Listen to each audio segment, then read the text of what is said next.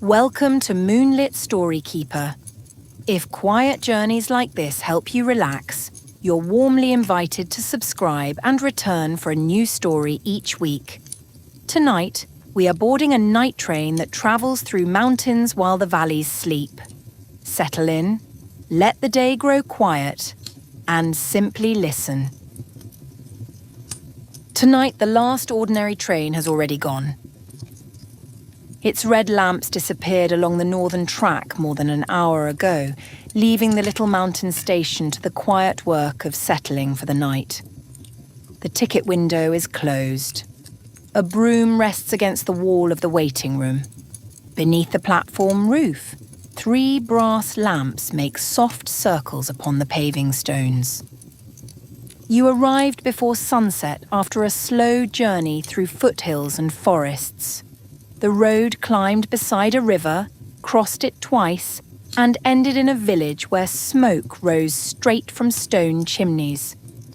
Your room for the night should have been at an inn beyond the pass, but an early fall of snow closed the road before the afternoon coach could leave. The station master assured you that there was no cause for concern. A room had been prepared above the station office, with a narrow bed, a wool blanket, and a washstand painted green. You ate vegetable soup at a table beside the stove, while snow touched the windows and vanished. Afterwards, you carried a cup of tea upstairs and watched the village lights appear one by one beneath the darkening mountain. Sleep almost found you there. The pillow was cool, the blanket comfortably heavy, and the station clock made a patient sound through the floorboards. Yet somewhere beyond the building, a low note moved through the night. It was not the whistle of the train that had departed. This sound was deeper and farther away, like wind passing across the mouth of a glass bottle. A moment later, the rails began to hum. You put on your coat and returned quietly downstairs. The stove has settled into red embers. On the station master's desk lies a timetable you did not notice before. Its cover is dark blue, and a silver line curves across it like a railway seen from high above. Only one service is listed. The Night Mountain Line, departure when the station is quiet enough. Destination, morning. Beside the timetable rests a small cream ticket. Your name is not written upon it. Instead, beneath the word passenger, someone has printed, "One traveller who has carried enough for today." Outside, the snow has stopped. The air smells of pine, cold stone, and the faint smoke of household fires. A pale mist lies beyond the platform, hiding the tracks after they pass the signal box. Then a warm amber light appears within it. The light grows slowly, accompanied by the gentle rhythm of wheels. A locomotive emerges without hurry. It is painted midnight blue, with silver handrails and a round brass plate above the buffers. Steam folds around its wheels and drifts across the platform like a blanket being drawn over a bed. Behind it are 6 carriages, each window softly lit. No doors open until the train has come to a complete rest. A conductor steps down. She wears a long charcoal coat and carries a lantern whose glass is the colour of honey. Her name badge says Mara. She looks at the cream ticket in your hand and smiles. "You're just in time," she says, although neither of you has looked at a clock. There is always a seat for someone travelling towards morning. Mara leads you to the 3rd carriage, though the brass number beside its door is 7. Inside, the air is warm and carries the clean scents of cedarwood, wool, and tea. The corridor is lined with dark, polished panels. Small lamps shine behind frosted glass, and framed pictures show mountain landscapes in different seasons. Green slopes in spring, purple heather in summer, copper forests in autumn, and high valleys resting beneath winter snow. Your compartment is at the end. It has 2 broad seats covered in deep green fabric, a folding table beneath the window, and a luggage rack woven from cord. A cream curtain can be drawn across the door, though the corridor is empty. On the table waits a blue ceramic cup. Steam rises from it in a fine ribbon. The tea tastes of chamomile and apple, warm but not too sweet. Mara places your ticket into a small brass clip above the door. She does not punch it. Tickets on this line are returned at the end, she explains. They are not proof of where you have been. They are simply permission to stop deciding where to go next. The train begins to move so gently that the tea barely trembles. The platform lamps slide past the window. The station master stands in the upstairs window wearing a dressing gown, raising one hand as if this train has called many times before. The village soon falls behind. Snow-covered gardens give way to dark fields edged with stone walls. Beyond them, the forest gathers close to the track. Pine trunks pass in an even rhythm, silver on one side beneath the moon and black on the other. There are few other passengers. Across the corridor, an elderly woman sleeps with an open knitting basket beside her. Farther down, a man in a brown coat reads the same page of a book for several minutes before closing it and resting his head against the seat. No one speaks above a murmur. Mara returns with a folded blanket and places it beside you. The wool is soft and the colour of evening clouds. She explains that the Night Mountain line follows tracks not shown on daytime maps. In daylight, some of them are footpaths, stream beds, or old lines hidden beneath grass. At night, when enough houses have grown quiet, the rails remember how to join one peaceful place to another. The train carries ordinary passengers, but it also carries thoughts that have continued working beyond their proper hours. Plans still arranging themselves, conversations being repeated, questions trying to answer themselves before morning. We don't throw them away, Mara says. We give them a journey long enough to become quiet. Outside, the train crosses a narrow bridge. Below, the river holds the moon in broken silver pieces. The sound of the wheels changes for a few breaths, then returns to its softer rhythm upon the earth. You draw the blanket across your knees. The compartment rocks slightly from side to side. There is nowhere you need to be before the train arrives. The forest opens without warning, revealing a wide valley far below. Villages rest along the slopes, each one made from only a few houses gathered around a lane. Their roofs are pale with snow. Through the darkness, warm windows shine in amber, gold, and gentle orange. From the train, you can see into some of the rooms as clearly as if they were small scenes arranged inside wooden boxes. In one kitchen, a loaf cools beneath a cloth while the baker sleeps upstairs. In another house, boots dry beside a stove.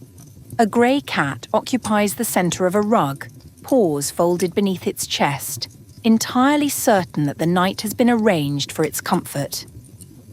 The train is too far away for these details to be possible, yet they appear whenever the carriage lamp dims around a bend. Mara passes through carrying a narrow book bound in blue leather. She records the villages not by name, but by the kind of quiet they have reached. The quiet after dishes have been washed. The quiet after a long-awaited letter has been read. The quiet of a room prepared for someone returning tomorrow. She lets you hold the book. Its pages are filled with neat lines of silver ink. There are no warnings and no delays. Each entry confirms that another place has finished what it needed to finish for the day. At the centre of the valley stands a large house with many windows. One room remains brightly lit. You can just make out a desk covered with papers and a person leaning over them. As the train draws level with the house, a small pale light lifts from the chimney. It resembles a folded scrap of paper. It crosses the valley, keeping pace with the train, then slips through a brass vent above your window. The light settles on the empty seat opposite you and becomes a simple thought. Something important must be completed tonight. It carries no voice, yet you recognize its weight. It is the familiar feeling that rest must be earned by reaching the end of every task. Mara opens the blue book, and the thought rises from the seat. She guides it gently between 2 pages, where it becomes a thin silver line. Will it be returned, you ask? If it is useful in the morning, she says. Most thoughts are kinder after they have travelled.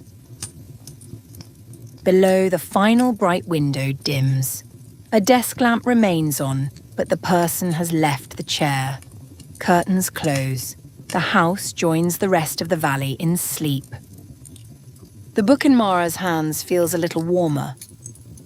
The train rounds the mountain, and the villages pass out of sight one after another. Their windows remain with you for a while, like embers behind closed eyes. After the valley, Mara invites you to walk with her towards the rear of the train. The corridor moves gently beneath your feet. At each connection between carriages, the wheels sing a brief, higher note. You pass the sleeping woman, whose ball of blue wool has rolled into the corner of her compartment without unwinding. The man with the book is now asleep as well, one hand resting loosely upon the closed cover. The final carriage has no passenger windows. Its door is painted grey and marked Luggage, though Mara uses a small silver key to open it. Inside, shelves rise from floor to ceiling. They hold cases, baskets, hat boxes, tool bags and parcels tied with string. A shaded lamp swings very slightly overhead. None of the luggage bears a name. Each label describes something its owner believed must be carried through the night. A leather suitcase is marked Tomorrow's Weather. A small wooden trunk contains every possible reply. 3 matching cases are labelled Things I Should Have Said, Things I Might Need to Say, and Things Best Left Quiet Until Morning.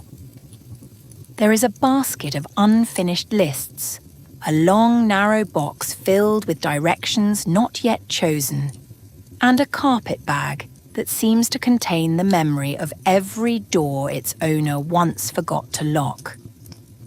Mara checks the straps and buckles as the train moves. Nothing here is being discarded. The luggage van simply carries these things so their owners do not have to hold them while they sleep. Near the centre stands an empty rack. She asks whether you would like to leave anything upon it for the remainder of the journey.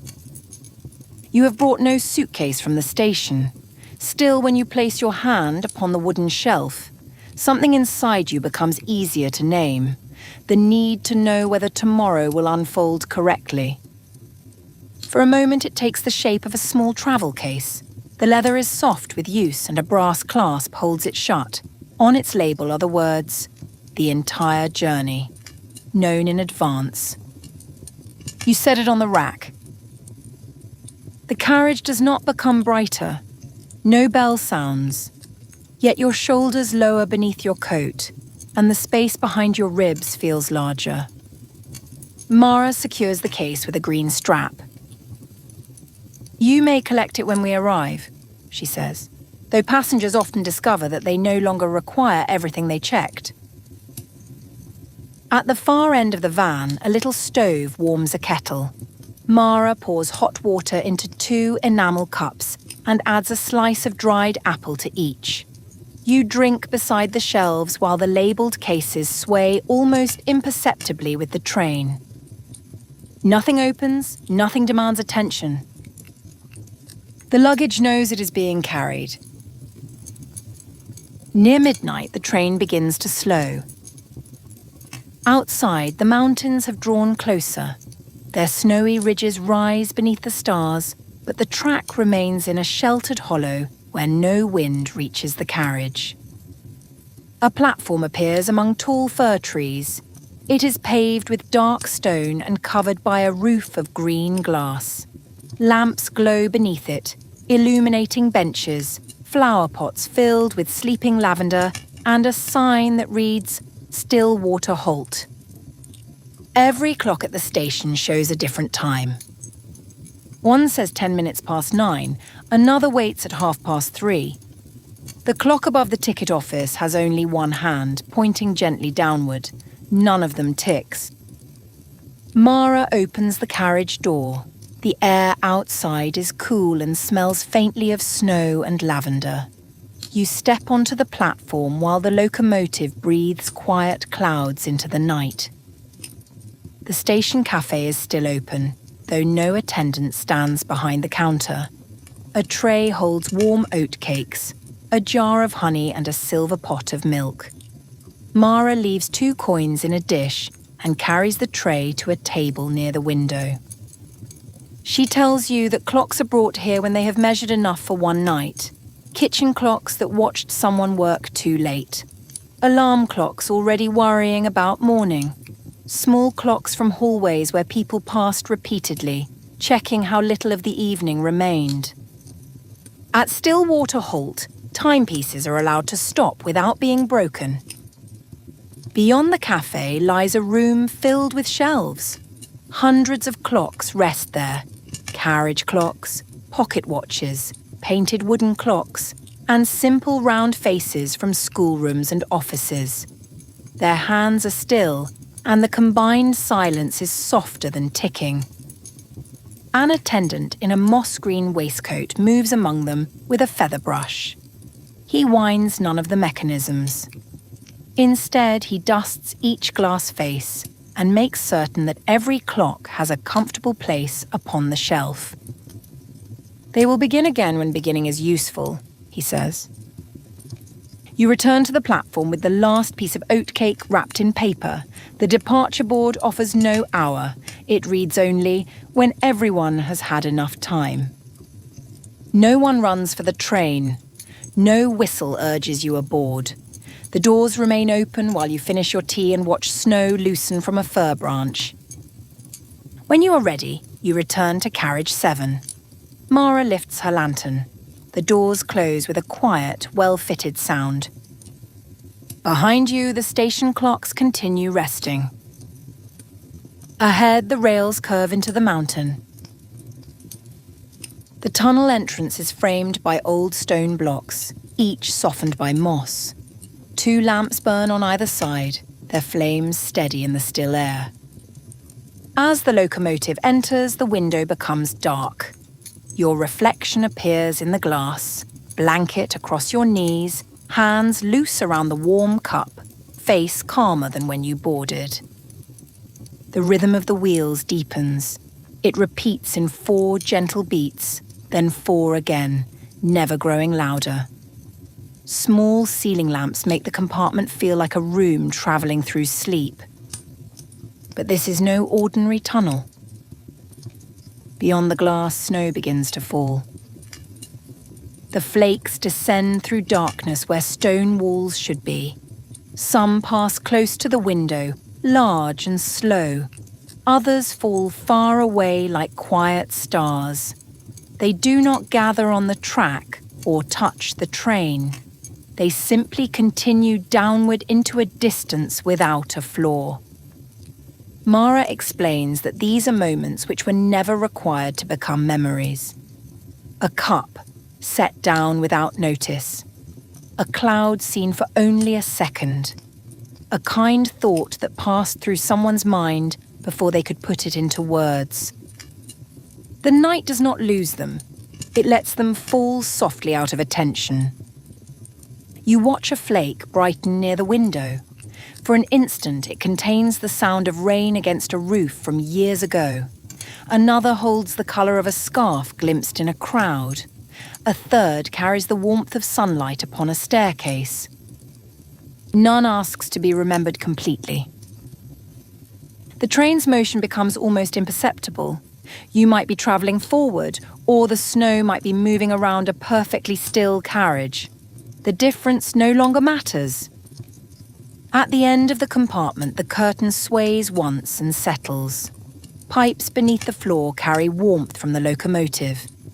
Somewhere farther ahead, a spoon touches the side of a cup with a single clear note. You close your eyes for a little while. The wheels continue their quiet counting, but they count no minutes. They count only distance safely travelled. When you look again, the darkness has softened to deep blue. The falling snow thins. One by one, the flakes disappear until the window reflects only the lamp and the peaceful compartment. A pale circle appears ahead. The train leaves the tunnel and enters a world above the clouds. The track now follows a high plateau under a sky brighter with stars than any you have seen from the valley. Clouds lie below like a silver sea. Mountain summits rise through them as quiet islands, their slopes blue beneath the moon. The train moves along the edge of the plateau, neither climbing nor descending. At its centre stands a round observatory with a copper dome. A short platform curves beside it just long enough for 3 carriages. The locomotive stops. This time, Mara carries a basket from the luggage rack. Inside are a red thermos, 2 cups, and the oatcake from Stillwater Holt. A narrow path leads from the platform to the observatory.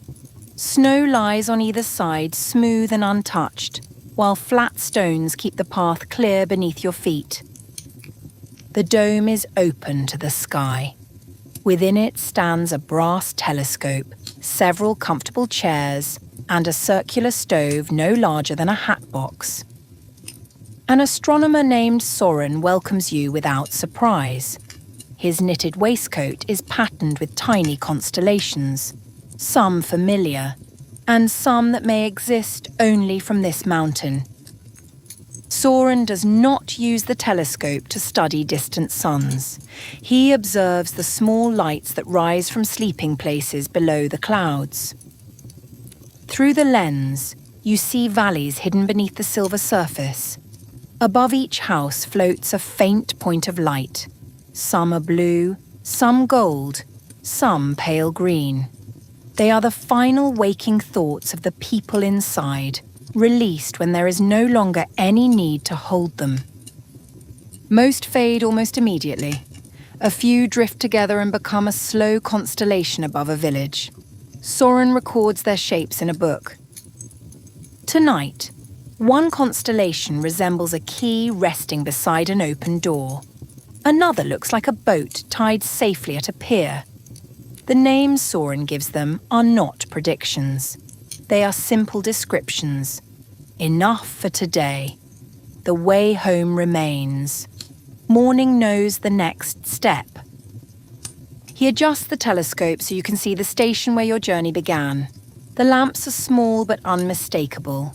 Above the room where you left the wool blanket floats a quiet amber light. Your room has not vanished because you travelled away from it. The bed remains prepared. The station clock continues its patient work. You could return without having guarded the place in your thoughts. Soren pours tea from Mara's thermos. Together you sit beneath the open dome, holding the warm cups while stars turn too slowly to notice. Nothing in the sky is asking to be understood tonight. It is enough to see that the lights remain where they belong. When you return to the train, Mara says the steepest part of the journey is behind you. She opens a door near the front of carriage 7 that you had taken for a cupboard. Beyond it is a corridor longer than the carriage could possibly contain. Small sleeping compartments line both sides. Each door bears a painted symbol: a pine cone, a crescent moon, a teacup, a smooth river stone. Mara gives you a brass key marked with a tiny mountain. Your compartment contains a narrow bed beneath the window, a wash basin, a shaded lamp, and a shelf for your shoes. The sheets are white and cool. 2 blankets lie folded at the foot, one grey and one deep blue. You choose the blue blanket. Outside, the plateau begins to slope gently downward. The train passes between banks of snow that shine beneath the moon. Now and then, a solitary pine stands beside the track, every branch perfectly still. Mara shows you a cord beside the bed. It is not an emergency alarm. Pulling it simply tells the train that a passenger has fallen asleep, so the wheels may soften their rhythm near the next set of points. She places a glass of water on the shelf and lowers the lamp. You do not have to remain awake for the arrival, she says. Morning is very good at finding sleeping passengers. After she leaves, you hang your coat upon a wooden hook and place your shoes beneath the bed. The ordinary actions make the impossible carriage feel entirely safe. You lie down. The pillow settles beneath your head. The blue blanket holds warmth without weight, and the window is level with your eyes. Mountains move slowly past. Their shapes are dark blue against a sky beginning to pale at its lowest edge. Between them lie frozen lakes, silent cabins and meadows where summer paths sleep beneath the snow. The train curves, and for a moment you can see the carriages ahead. Their lit windows form a gentle chain across the mountainside.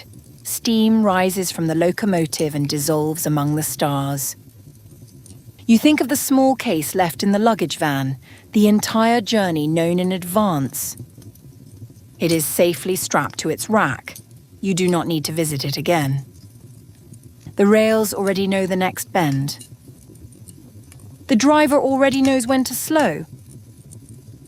The night already knows how to become morning. You pull the cord once. Somewhere beneath the carriage, a bell gives a muffled note. The wheels grow softer. Perhaps you sleep for several minutes, perhaps for much longer. When you next notice the window, the train is descending through a forest of fir and birch. Snow falls lightly between the trees, but the eastern sky has turned from black to a soft shade of pearl. You remain beneath the blanket.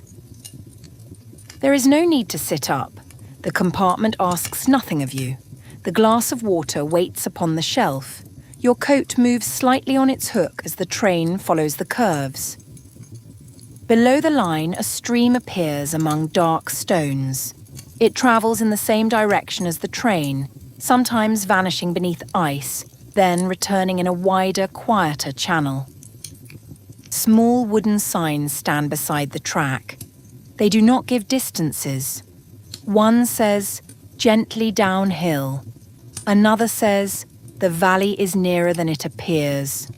A third, almost hidden by snow, reads, "Nothing has been missed." Mara passes along the corridor with her lantern turned low. She does not open your door. Through the frosted panel, you see only the warm movement of light, then darkness returning. The train crosses another bridge. Far below, the stream joins a river, and the sound of the wheels briefly becomes hollow and spacious. Then earth returns beneath them. The mountain peaks recede behind the trees.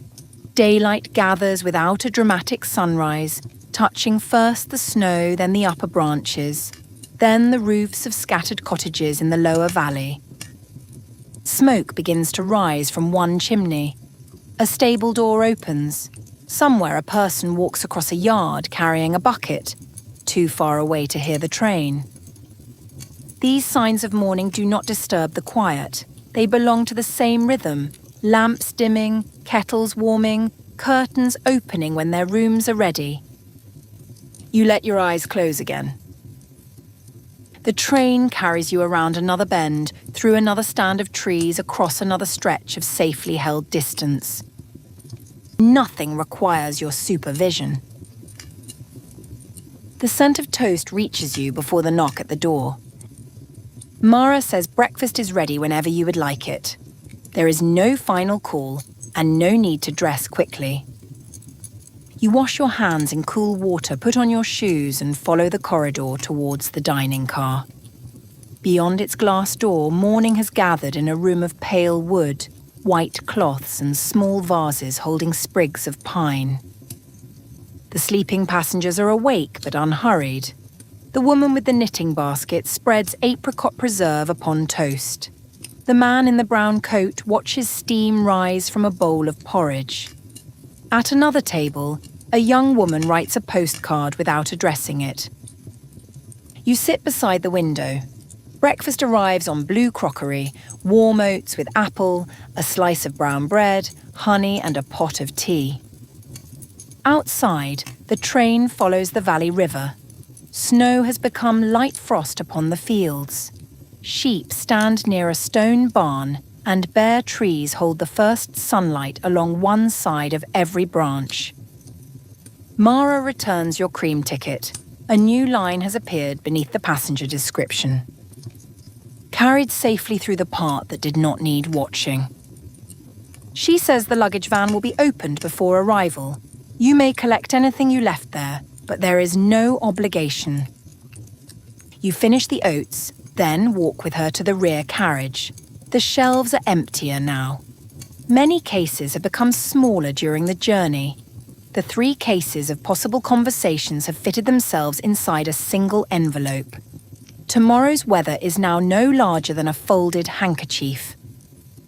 Your travel case remains on the rack, but the leather has softened and the label hangs loose. When you open the clasp, there is nothing inside except a small paper map. It shows only the line already travelled. The section ahead is blank. You fold the map once and place it in your pocket. The empty case becomes light enough for Mara to lift with one hand. She says it can remain on the train, ready for another traveller who mistakes certainty for necessary luggage. Back in the dining car, someone refills your cup. The train follows the river towards a village waking beneath a clear sky. The final station appears beyond a row of poplars. It is not grand. One long platform stands beside a cream building with a green roof. Baskets of winter apples wait beneath the awning, and a bicycle leans against the fence. The station clock shows 7, though the light feels earlier. The train slows until each wheel seems to complete its turning with care. You return to carriage 7 for your coat. The blue blanket has been folded at the foot of the bed, although you do not remember folding it.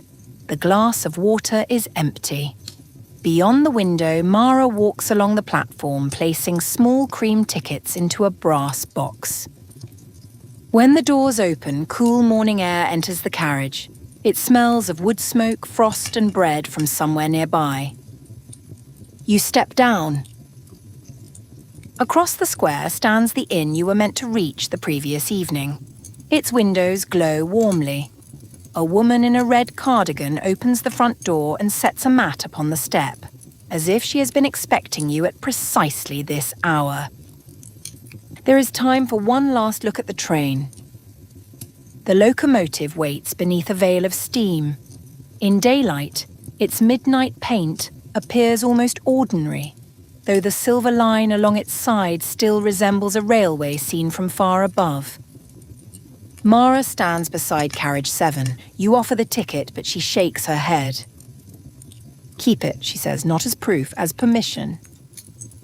The doors close.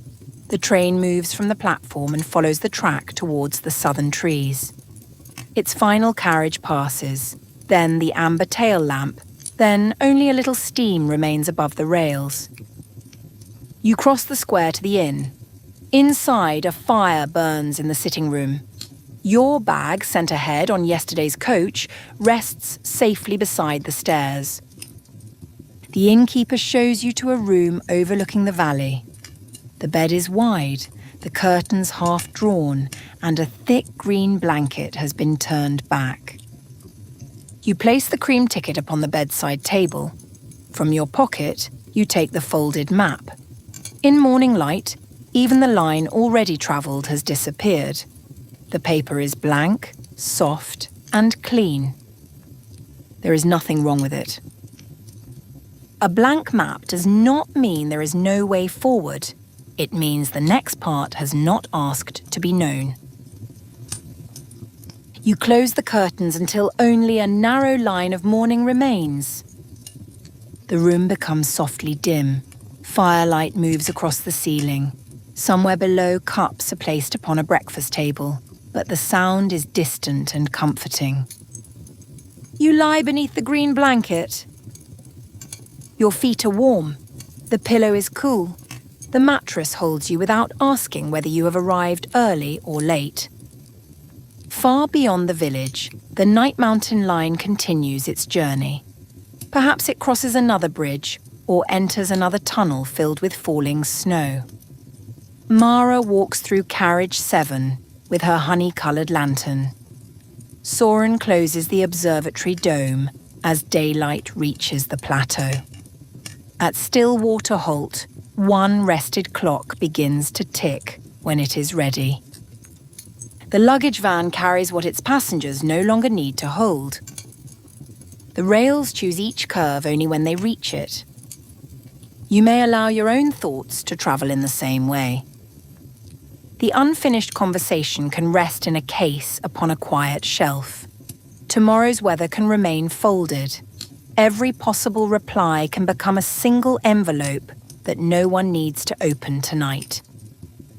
You do not have to see the entire track. You do not have to stay awake for every station. Morning is very good at finding sleeping passengers. The fire settles in the grate. A piece of wood shifts and becomes still. Behind the curtains, daylight rests gently against the glass. The room is holding your place. The journey can continue without being watched. And you can rest.